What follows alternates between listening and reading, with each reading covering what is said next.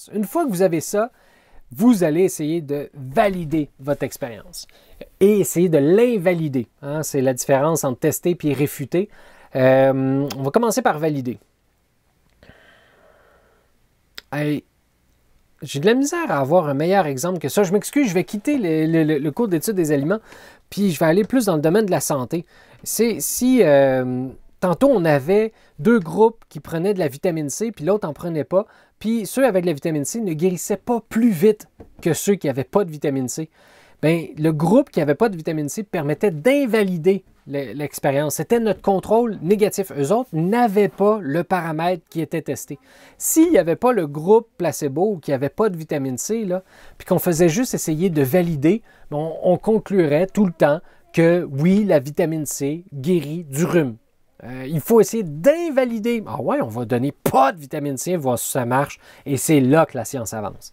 C'est tout le temps quand on essaie d'invalider que ça fonctionne. Ah ouais, tu penses que c'est avec la cassonade le meilleur? On va essayer avec du sirop d'érable, ou avec du miel, ou avec autre chose. Et là, flûte, on trouve quelque chose de mieux. Vous avez essayé d'invalider et là, la science progresse. Hein, pendant longtemps, Newton disait que c'était les corps, les masses qui attiraient d'autres masses, la loi de la gravité. Puis comme on tentait tout le temps de juste valider sa théorie, ben, ça fonctionnait tout le temps, mais on n'avançait pas. Fait qu'on a prédit Neptune, on a testé tout plein de trucs, on a calculé des orbites de tout plein de choses, jusqu'à temps qu'Einstein arrive et dise non, non, ça courbe l'univers. Fait que même la lumière, qui n'a pas de masse, va être attirée par une masse. Ça ne prend pas nécessairement une masse pour attirer une autre masse. Fait que là, il a fait l'expérience avec de la lumière. Lors d'une éclipse, la lumière était bel et bien courbée, puis on observait une étoile à tel angle plutôt qu'un autre. Fait que oui, ça ne prend pas nécessairement une masse pour être courbé, c'est l'univers qui se courbe, c'est pas les masses qui attirent d'autres masses. Même si ça avait l'air d'être ça, il fallait essayer d'invalider. Oh ouais, tu penses que les masses attirent les masses? Je vais prendre une pas masse, puis je vais le vérifier. Fait que ça, c'est invalider. C'est essayer de réfuter. Fait que si la science, c'est réfutable, c'est qu'il faut invalider des trucs, c'est comme ça que la science avance. Faites la même chose. Si vous pensez que c'est du Red Bull qui vous fait avancer plus vite, ben, testez autre chose. Puis vous allez essayer de invalider, de réfuter ce que vous pensiez. Essayez idéalement d'isoler une variable à la fois. Ça, c'est un des défauts de la science. C'est pas facile d'y aller quand c'est multiparamétrique, quand c'est chaotique, quand il y a trop de variables.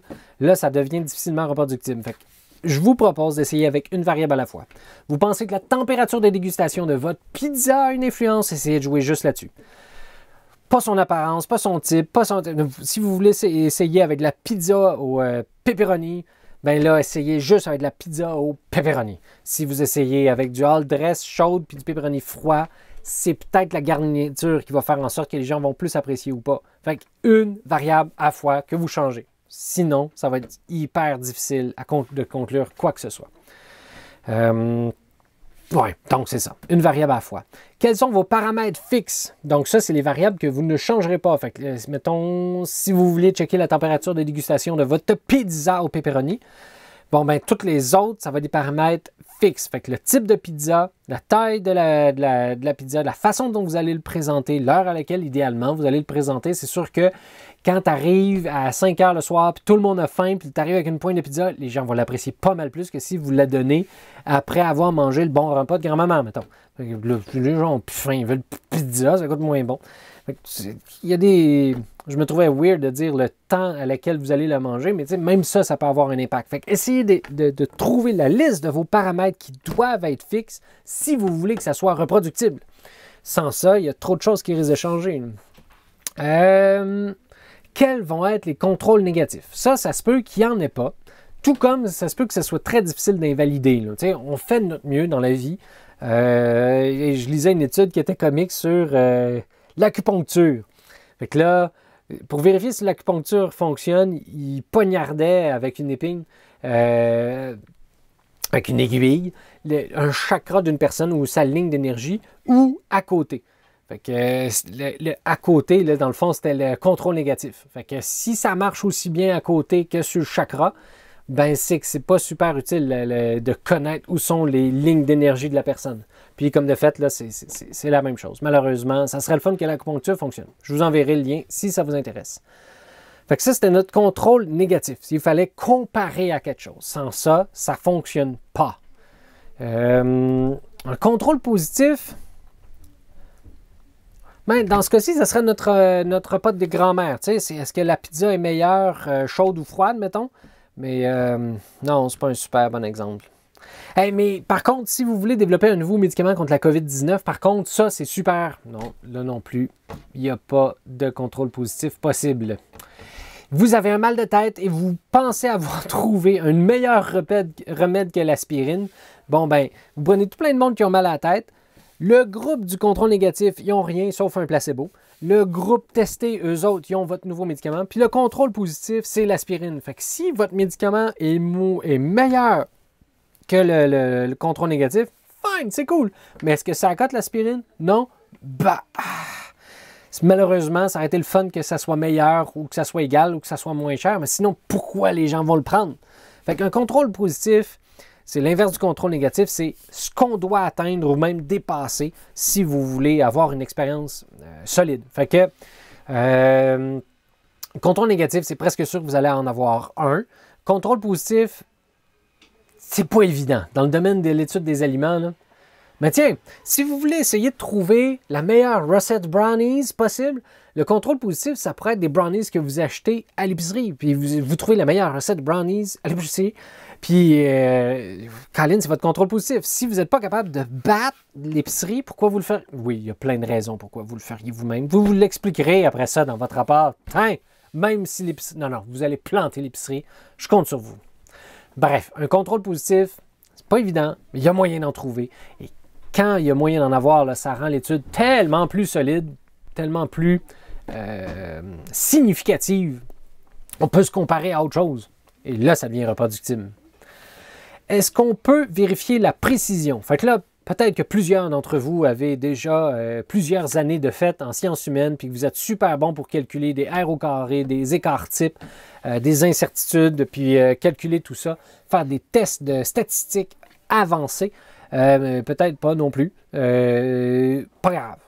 À vous d'évaluer la précision de vos données. Vous vous souvenez là, des graphiques? Là? Il fallait que les incertitudes soient suffisamment petites pour pas qu'il y ait de chevauchement. À vous d'estimer l'incertitude. Sans ça, c'est pas de la science. Fait que quand vous allez demander à Pierre Jean-Jacques de déguster votre recette, puis vous lui donnez, vous lui demandez sur un score de 0 à 10, ça serait quoi son appréciation d'abord? S'il vous plaît, définissez chacune des échelles. T'sais, 10, ça serait extraordinaire, 9, merveilleusement bon, je ne sais pas quoi. Trouvez-vous quelque chose là, qui parle, mais définissez-la. Parce que si Jean-Claude à côté, lui, il dit qu'à 10, c'est bon, à 9, bon, c'est potable, à 7, c'est pas bon. Bien, Colin, il n'y aura pas la même échelle que vous. Fait que, si vous arrivez avec des échelles numériques, définissez-la. C'est super important. Une fois ça fait, demandez aux gens la précision de leur guess. Fait que s'ils disent « Ah, moi je trouve que c'est 7, la valeur gustative de votre plat. » Mais c'est entre 6 et 8, mettons. Ou c'est entre 6,5 et 7,5. C'est déjà plus précis. Fait qu'il faut systématiquement demander la précision des gens. Fait que sans ça, ça ne sera pas scientifique ce que vous allez faire. Donc, il y a peut-être des moyens d'aller plus rapidement. Tu demandes systématiquement des intervalles. Ben, c'est entre 8 et 9, ou entre 9 et 10, ou entre 10 et 11, ainsi de suite. Mais tu sais, quelqu'un pourrait être moins certain de sa réponse que quelqu'un d'autre. Je me vois très bien hésiter énormément, me dire, je pars entre 8 et 12, là, puis quelqu'un d'autre en disant, ah non, ça c'est un 9. C'est un 9 plus ou moins 0,1.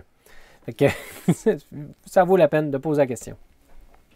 Est-ce qu'on va pouvoir vérifier l'exactitude? Puis plus, j'aurais pas dû écrire exactitude, excusez-la, c'est reproductibilité. Est-ce que vous allez être capable de reproduire votre expérience? Puis ça se peut que vous n'aviez pas le temps, mais quoi qu'on en masse le temps, on a toute la session pour s'amuser. Fait que répétez l'expérience, idéalement 3 fois. Ça dépend de quoi, là. Mais si vous voulez trouver c'est quoi le meilleur brownies pour les étudiants d'études de... Ah, ça serait nice, là. Vous vous retrouvez toutes à quelque part à 2 mètres de distance chaque, puis vous faites des méga dégustations. Vous faites un party d'études des aliments, ce serait débile.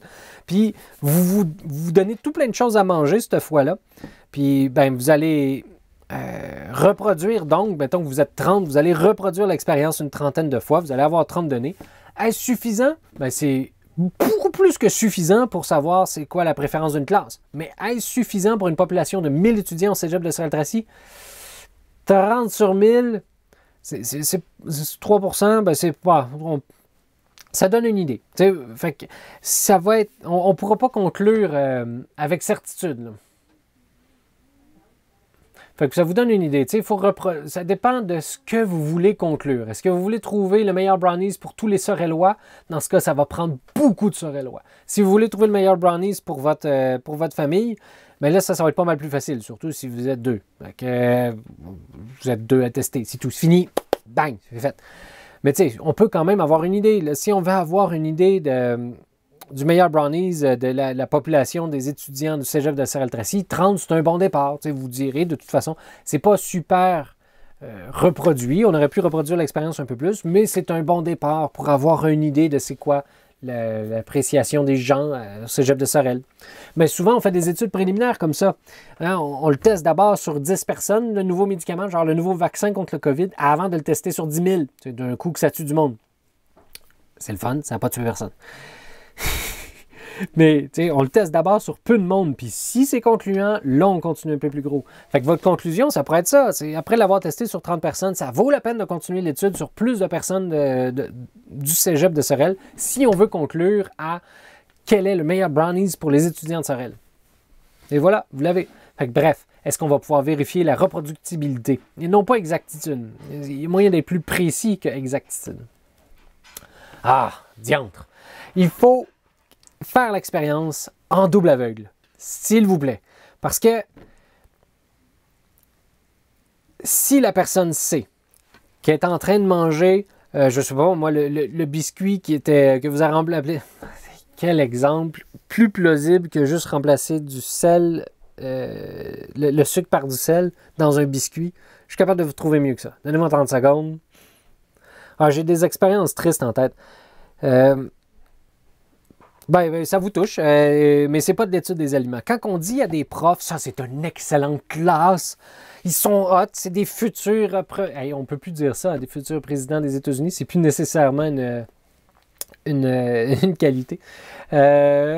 Polémique, politique ici.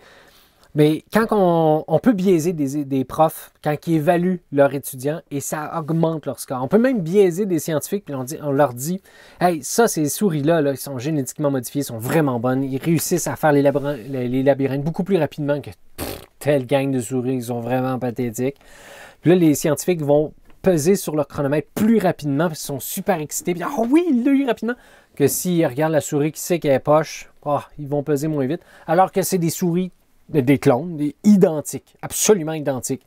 Fait qu'il y a moyen de biaiser l'expérimentateur. Fait que c'est vraiment le fun quand l'expérimentateur ne sait pas il y a affaire à quelle population. Fait que quand vous allez offrir les brownies, puis vous doutez bien que ce brownies-là, il est pas bon, là, puis vous faites puis là, vous l'offrez à la personne, c'est clair que la personne va dire qu'il est moins bon que prévu parce qu'elle vous a vu. Fait que idéalement, vous ne savez pas si vous donnez le bon brownies, du mauvais brownies, le contrôle négatif du positif du brownies testé. Fait que, idéalement, vous, expérimentateurs, devez être aveugle. Fait que vous pouvez demander à votre mère de vous mélanger brownies, puis elle les a remplacés par A, B, C et D. Puis elle s'est fait une légende. A, c'est avec du sel. B, avec du bicarbonate de soude. C, avec énormément de poudre à pâte. Pathétique, ça, comme expérience, si vous voulez. En tout cas. Puis là, après ça, vous pouvez le tester sans biaiser les gens, parce que vous n'allez pas savoir lequel est lequel. Vous allez donner le A, le B et le C, et non pas celui avec plein de bicarbonate de soude, ou plein de sel, ou plein de je ne sais plus quoi. Ça, c'est le deuxième cas de l'aveugle. Mais j'ai oublié le premier cas d'aveugle. Quand la personne sait qu'elle reçoit le placebo, ben, l'effet placebo ne fonctionne plus. Quand on leur donne un médicament, puis que tu leur dis ah, ça, c'est pas le bon médicament, c'est juste de l'eau et du sucre, c'est un placebo, les gens vont moins bien que s'ils reçoivent de l'eau et du sucre, puis tu leur dis c'est un vrai médicament. C'est l'effet placebo qui embarque. La psychologie est forte, on se sent mieux après. Fait que le béquet bobo ou mettre un plaster sur la blessure d'un enfant, c'est valide. La personne se sent mieux. Donc, prendre soin des gens, ça vaut la peine. Pas nécessairement leur mentir. Mais c'est donc important que l'expérimenté ne sache pas qu'est-ce qu'il reçoit. Fait qu'il ne faut pas qu'il sache que ça, c'est mettons, la pointe de pizza froide, elle va le savoir que c'est froid. Hein? Fait qu'il n'y aurait pas moyen de procéder à l'aveugle là-dedans. Mais si c'est pas que c'est le brownies avec du sel ou le brownies avec du bicarbonate de soude, là, ça marche. Fait qu'il y a moyen de procéder avec l'expérimenté aveugle et l'expérimentateur aveugle. Fait que là, on a notre double aveugle. Fait qu'idéalement, procédez toujours en double aveugle, mais ça se peut que vous ne poussiez pas. On le sait assez vite quand la pizza est froide ou chaude. Par exemple. Fait que là, on ne pourra pas faire le double aveugle. Pas grave, on le dira dans notre discussion, dans notre rapport final. Il n'y a pas de problème avec ça. Mais tant que vous y pensez. Mais essayez de travailler en double aveugle. Essayez de prendre des modèles d'études conséquents. Fait que vous voulez que ce soit des humains qui dégustent ou des souris. Fait que travaillez sur des humains. Si vous voulez trouver les meilleurs brownies pour un party d'étudiants, testez-le pas sur vos parents. Testez-le sur des étudiants. Fait que essayez de trouver le modèle d'étude qui correspond à ce que vous voulez conclure à la fin. Sinon, si vous ne travaillez pas en double aveugle, si vous n'avez pas un bon modèle d'étude, c'est des sources d'erreurs épouvantables. Si vous n'avez pas de contrôle négatif, ce sont des sources d'erreurs. Mais au pire, vous allez avoir des sources d'erreurs, puis dites-le, puis dites en quoi ça modifie les conclusions de votre expérience. Tu sais, oui, les gens savaient que c'était de la pizza froide. So what? So what? Les gens préfèrent la pizza chaude. Bon, on va garder ça. Ça peut être solide quand même. Ça dépend de qu'est-ce que vous voulez conclure. Donc. Une fois que vous avez pensé à tout ça, à élaborer votre expérience, là, vous pouvez la planifier. Quel matériel vous allez avoir de besoin? Quelles sont les manipulations? Quelle va être la durée? Est-ce que ça va rentrer dans la session? Est-ce que vous avez assez de temps pour la faire? Assurez-vous que ça soit réaliste. Est-ce que c'est manipulable? Est-ce que c'est suffisamment court? Est-ce que ça va être sécuritaire? Là? Vous n'allez pas droguer du monde, là? Vous n'allez pas donner des arachides à tout le monde ou donner du lait alors qu'il y a du monde qui sont allergiques au lait.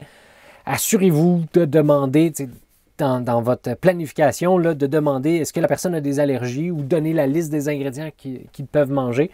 Sans ça, c'est dangereux. Fait que assurez-vous que ça soit sécuritaire. Mettez pas votre maison en feu non plus. Fait que assurez-vous que ça soit sécuritaire.